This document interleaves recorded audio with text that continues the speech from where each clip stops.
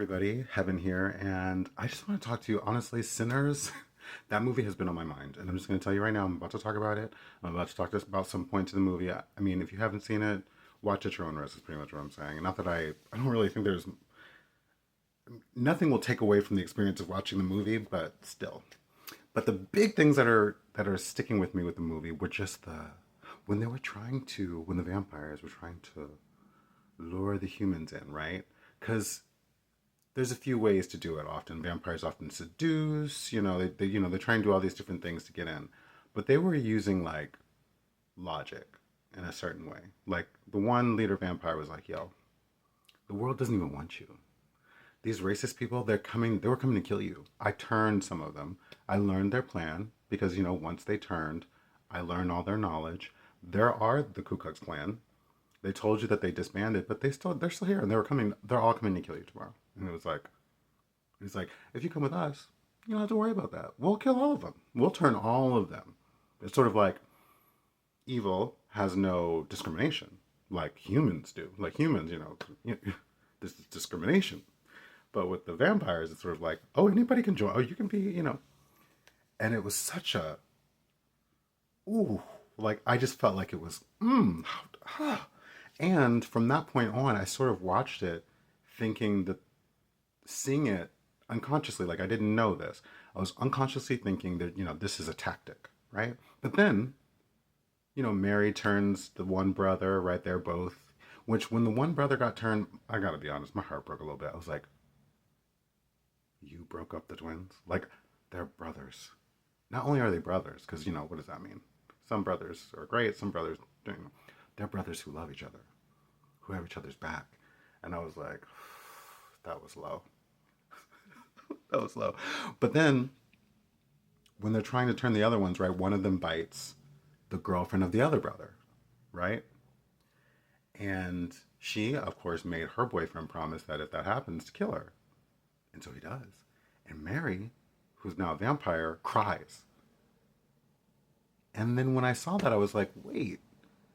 Because for some reason, there was this, I kind of had this notion, I don't know why I got this notion from watching the film that the person was gone. Like that the person wasn't a person anymore. But it was very clear. The brother, they were, exhibiting all the traits of a vampire, right? They were a little like intoxicated with of being a vampire. That's a real thing. Like this is intoxication with their like existence, you know? And he was so that, the one brother who got turned, that I didn't realize that the people were still in there. I don't know, maybe it's just me. So when she was hurt that she didn't properly get to turn her friend and now her friend's dead, I was like, they really meant it? Like they really meant it. They were like, come join us. We don't have to deal with any of this stuff anymore. Like, and technically both brothers got what they wanted. The one brother wanted to be with Mary. She was off married to some man. Um, and they couldn't be together. But now they can because they're vampires. And then the one brother just wanted to be with his child who passed away and the mother of the child. And then in the end, he got to go do that too. But it was still just something so striking about the fact that the vampires still cared. I mean, I'm not trying to like, sell you one on vampires because they're vampires. Also, it's fiction. But even at the end, when the one brother returns, I just assumed he was dead. And then he returns and he's like, yeah, I made a deal. I made a promise. The living brother promised not to kill the vampire brother as long as he agreed not to touch their little cousin. Don't turn him. And he agreed and he did it. And I thought, and something about that just really struck me. And then I was just watching this video that was talking about the church and everything. And something about this really struck me too. When Sam, when the preacher boy, near the end, when you're like, oh, what's about to happen?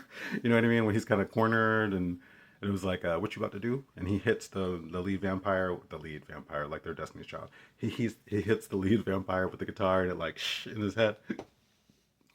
And then he doesn't have any weapons, and everybody else is gone.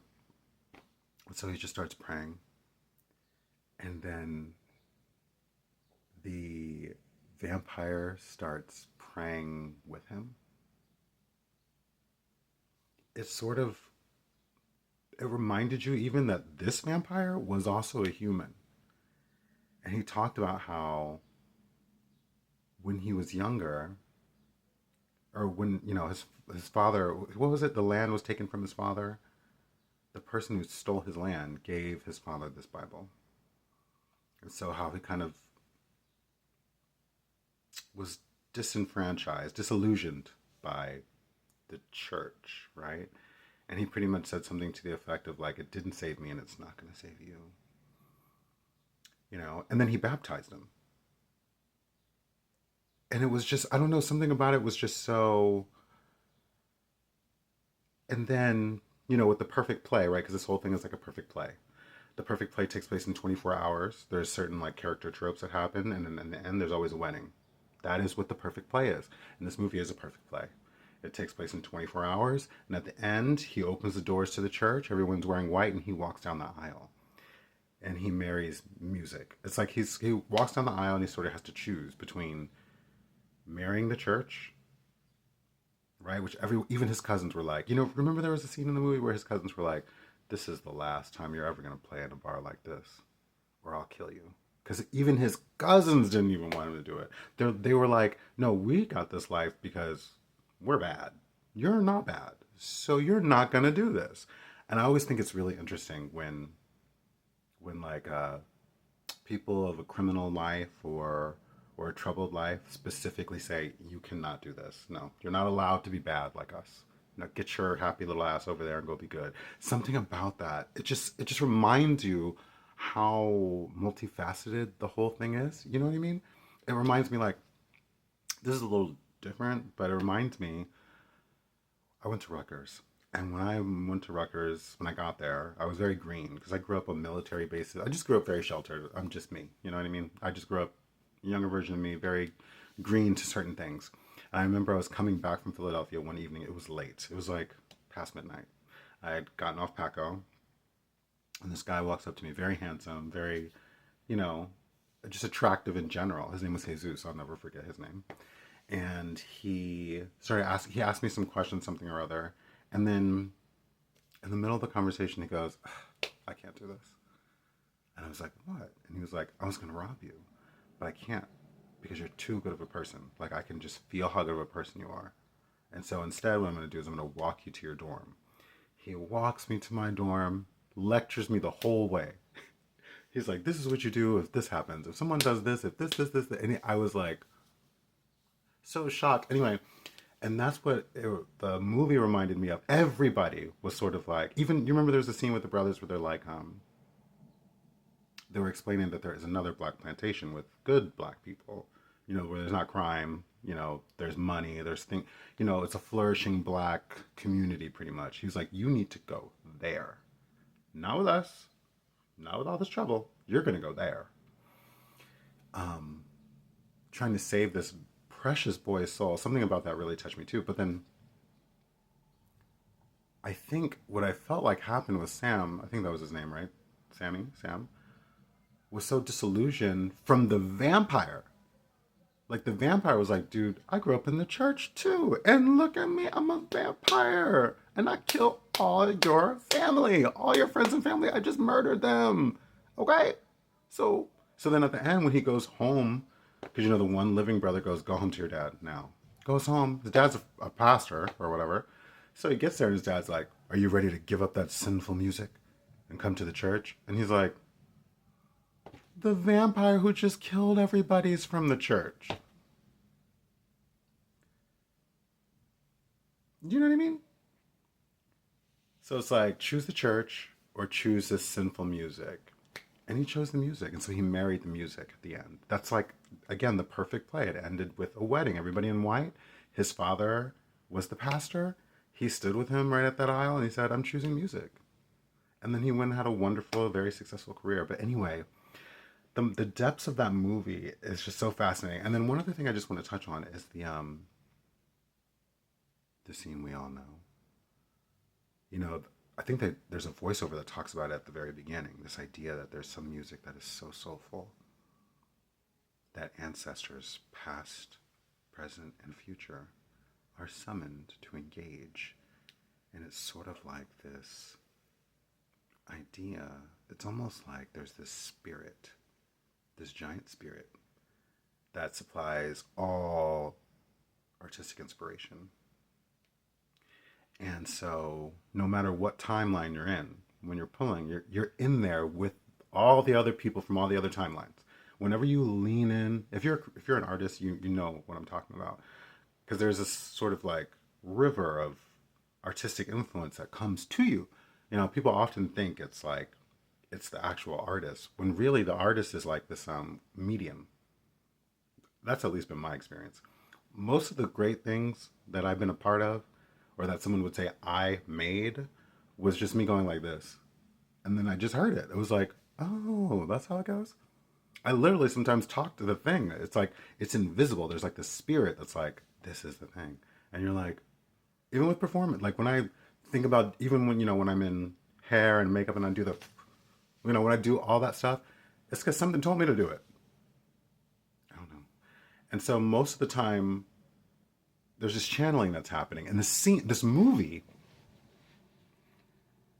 it brought it in a different perspective. This notion that like, when you tap into that, you're connected with everybody else that's tapped into it, not just now, but in every timeline. And something about that was fascinating. It's like you're making something dope right now. It's coming to you. And in that same time, someone from 1,000 years from now is in that same field with you. And you're getting a little taste of their thing. You know that they always say the thing, this was ahead of their time. That this artist was ahead of their time. And it kind of like this notion that we're all in this creative bubble together, this one big spirit, it sort of speaks to that. Anyway, I found it to be fascinating. Absolutely fascinating. And the movie has so much going on. I heard also like an analysis, a take of like the vampires being cultural vampires, and like taking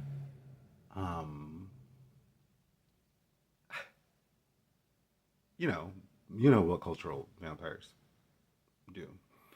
Um, anyway, there was a connection there. I don't even remember the fullness of what they were saying, but I am just so fast. I feel like I need to go see this movie again because there's so many things that I can't even remember all the pieces. But anyway, to close, this movie is very magical. And when I saw it, I felt there's certain things that I see, and when I see them, it's sort of like,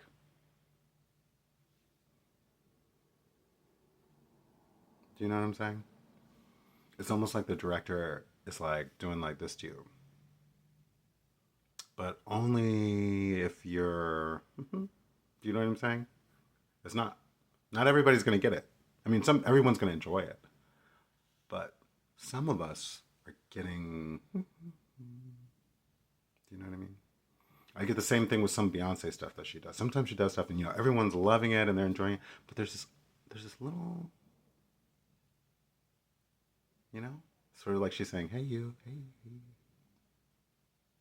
Anyway, and I got that from this movie. But I'm gonna stop talking now. I don't even remember the points that I was making, but this was just what was on my mind and I wanted to share it, so here I am. Yay!